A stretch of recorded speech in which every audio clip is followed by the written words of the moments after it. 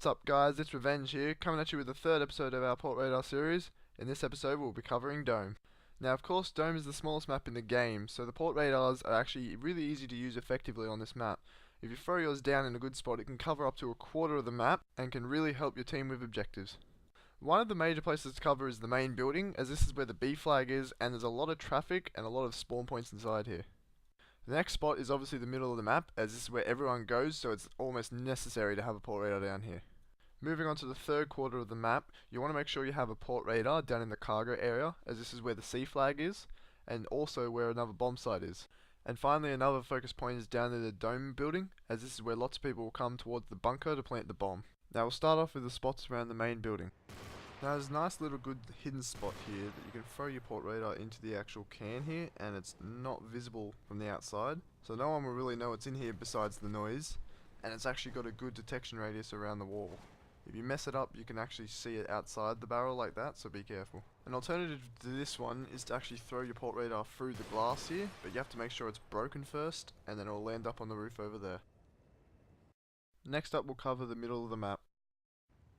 Now there's two main ways that enemies can come from in the middle of the map. There's from the main building there and the corridor there.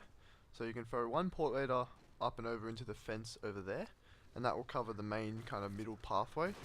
Alternatively, you can throw it more towards the middle of the building and cover a good radius of the main entrance there.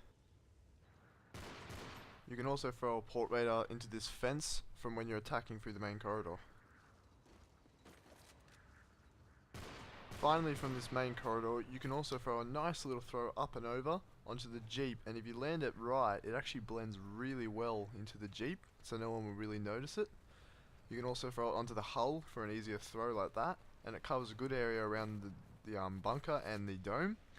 Only downside is it will blow up if the cars blow up.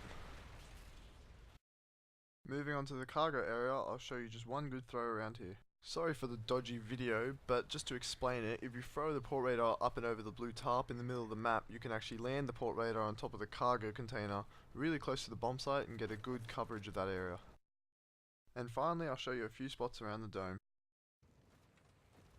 There's a nice throw from Jeeps over the top of the blue tarp towards the dome, where you actually land it on top of the dome and you actually have to climb up the walkway to see it, and it will cover anyone coming out of that front entrance.